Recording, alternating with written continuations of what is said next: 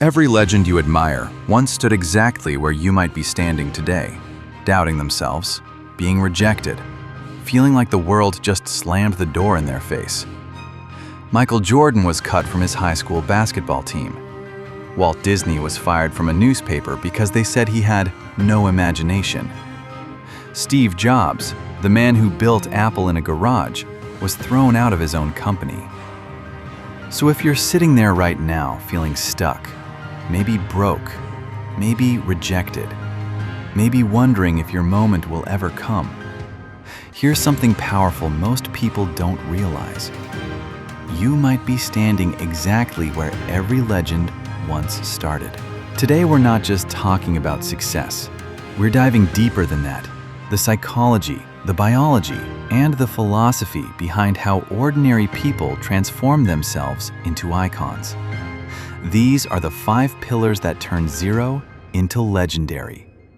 Welcome to the architecture of the impossible. In 1978, a teenage Michael Jordan walked into his school locker room. Pinned to the wall was the basketball team roster. He scanned the list.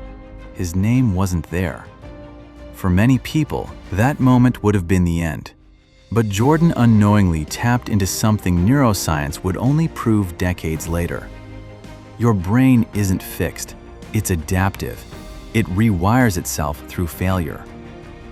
Most people say, "I'm not good at this." But champions say something different. They add one small word, yet. I'm not good at this, yet. That single word flips your brain from defeat mode into growth mode. Scientists call this neuroplasticity. When people with a growth mindset fail, their brains actually stay active, searching for solutions. But when people with a fixed mindset fail, their brains shut down to protect their ego. Success isn't about being born talented. It's about being stubborn enough to let failure train your brain. Now imagine something almost impossible. A tiny prison cell, 6 feet by 6 feet, and living there for 27 years. This was the reality of Nelson Mandela. But while the world saw a prisoner, Mandela saw a classroom. He studied the Stoic philosophy known as the dichotomy of control, a simple but powerful realization. There are things you cannot control, and things you always can. Mandela couldn't control the guards. He couldn't control the laws. He couldn't control his sentence. But he could control his mind, his response, his judgment, his vision for the future. And when he finally walked free, he didn't come out seeking revenge. He came out carrying peace. Most people waste their energy fighting reality.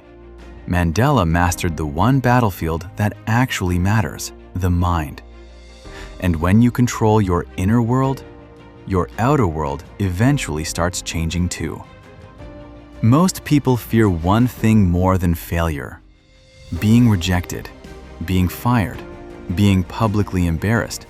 But sometimes, that's exactly what unlocks your greatest chapter. At age 30, Steve Jobs was fired from Apple, the company he created. Imagine that humiliation. But years later, Jobs would call that moment the best thing that ever happened to me. Why? Because failure interrupts the pattern. It forces you to rethink everything.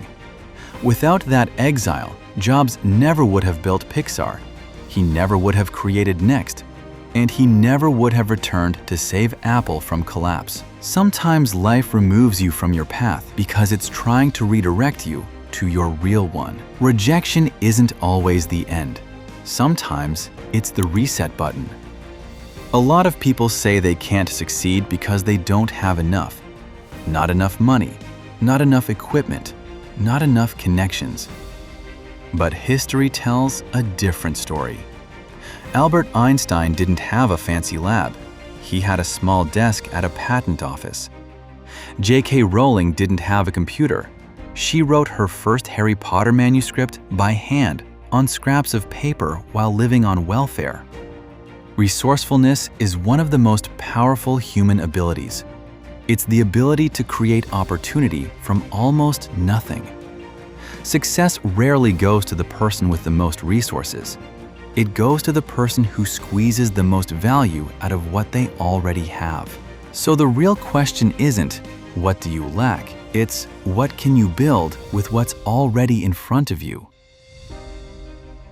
In 2008, Elon Musk was on the edge of total collapse. SpaceX had failed 3 rocket launches. Tesla was burning money. Investors were panicking. Critics were laughing. He was weeks away from losing everything. But Musk didn't have a backup plan. No plan B. Because plan B splits your focus away from plan A. Walt Disney faced the same kind of skepticism when he proposed building Disneyland. People called it ridiculous. Banks refused him. So Disney borrowed against his life insurance policy to build it. True visionaries share one trait. They become obsessed with the future they see.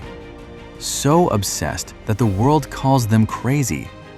Until one day, the world starts buying tickets to experience the thing they built. Real success requires belief that's stronger than fear.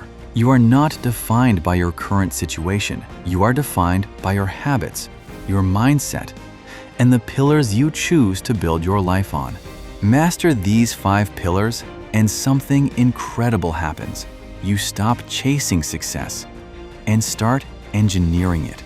Because the impossible isn't magic, it's architecture. And now, there's only one question left.